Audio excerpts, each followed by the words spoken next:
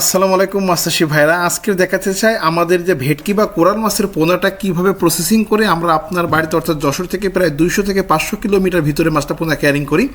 তো এই ইনস্ট্রুমেন্টগুলো কাজে লাগে আমাদের এই মৎস্য পোনাটাকে পাকানোর কাজে। আমাদের ভাষা এটা মৎস্যের ভাষাতে মাছটাকে পাকাতে হয়। তো সমস্ত মাছটাকে আমরা ধরে আমাদের এই যে হাপা বা যেটা আপনার নেটিং বলেন এর ভিতরে আমরা 24 থেকে 42 বা 72 ঘন্টা রেখে আমরা মাছটাকে পাকায় নিই। পাকানোর পর সুবিধাটা হচ্ছে যে মাছটা অসুস্থ থাকে, দুর্বল থাকে, সেই মাছটা আসলে মারা যায় এবং সেটাকে আমরা বাইরে ফেলে দিই।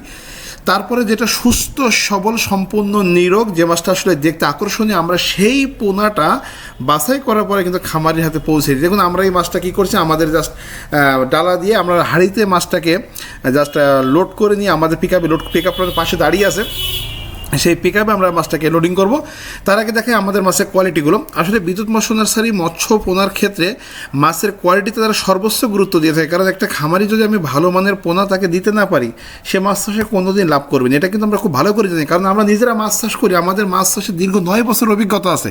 দেখুন আমাদের খামারের সঙ্গে কন্ট্যাক্ট করা ছিল, মাছের সাইজ হবে 5 থেকে 7 ইঞ্চি। এই হাতের যে মাছটা দেখছেন এটা মাছটা পাক্কা 7 ইঞ্চি মাছ। আমরা মেপে নিলাম যে আসলে আমাদের মাছের কোয়ালিটি ঠিক আছে কিনা। যদি কোয়ালিটির সাইজ হয় বা ছোটো হয় তখন কিন্তু পানির সঙ্গে আমরা দাম কমিয়ে দিই অথবা আমরা সেই মাছটাকে রিজেক্ট করে দিই।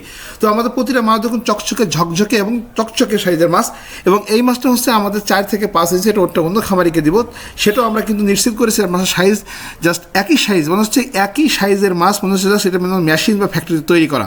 তো আসলে এই কথাগুলো কেন বলছি, আমরা মাছের কোয়ালিটিতে বিশ্বাস করি, কোয়ান্টিটিতে নয়, এবং সুস্থ সবল পোনা যদি হয় খামারি যে লাভ করবে এতে কোনো সন্দেহ নেই।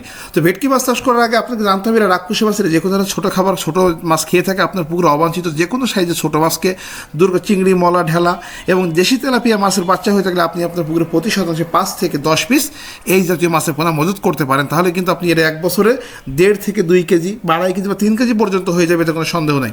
তো আমরা এই পোনাগুলো আজকে ডেলিভারি করেছি লক্ষ্মীপুর জেলার রামগতি উপজেলাতে, এবং সেখানে ডেলিভারি করেছি আমরা 2500 পিস মাছ। এবং সবচেয়ে মজার কথা হচ্ছে আমরা মাছটা ডেলিভারি করার পর ভিডিও আপলোড করেছি, সেখানে আমাদের 1 পিস মাছও মারা যায়নি।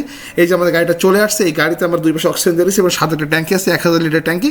এর ভিতরে কিন্তু আমরা এই মাছের পোনাটা এখন দিয়ে দেবো, দিয়ে নিয়ে চলে যাবো যশোর থেকে প্রায় 560 কিলোমিটার দূরে লক্ষ্মীপুর জেলার রামগতি উপজেলাতে 2500 পিস মাছ নিয়ে। আল্লাহ হাফেজ।